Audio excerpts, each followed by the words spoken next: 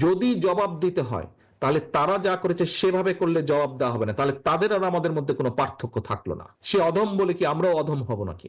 রাষ্ট্রকাঠামো মেরামতের ৩১ দফা বাস্তবায়ন হলেই বিএনপির সাথে করা অন্যায়ের জবাব হবে বলে মন্তব্য করেছেন দলের ভারপ্রাপ্ত চেয়ারম্যান তারেক রহমান।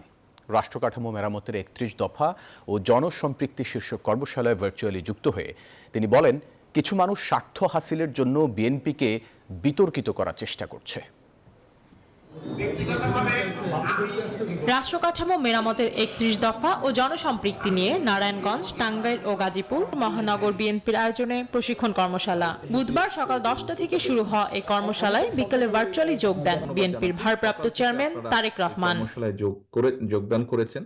কর্মশালায় প্রধান অতিথির বক্তব্যে তারেক রহমান বলেন, রাষ্ট্রকাঠামো মেরামতের ৩১ দফার সফল বাস্তবায়নের মাধ্যমে ষড়যন্ত্রকারীদের জবাব দেওয়া হবে।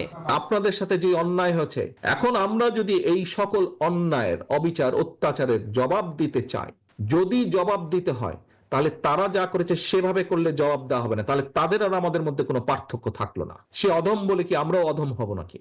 আমাদেরকে যদি জবাব দিতে হয়, আমাদের ৩১ দফা যদি আমরা সফল করতে পারি তাহলেই জবাব দেওয়া হবে। কিছু সংখ্যক মানুষ স্বার্থ হাসিলের জন্য বিএনপিকে বিতর্কিত করার চেষ্টা করছে বলেও মন্তব্য করেন তারেক রহমান।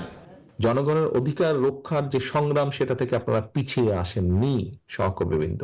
কাজী আপনারা যখন এতদূর কষ্ট করেছেন, কেন আপনারা এমন কাউকে সুযোগ দিবেন যে নিজের স্বার্থ হাসিলের জন্য আপনার এই কষ্টে পানি ঢেলে দিবে? কেন সেই সুযোগ আপনি দিবেন? বিএনপির প্রতি মানুষের যে আস্থা তৈরি হয়েছে, যে কোনো মূল্যে তা ধরে রাখতে নেতাকর্মীদের নির্দেশও দেন দলটির ভারপ্রাপ্ত চেয়ারম্যান। Desk report, news 24।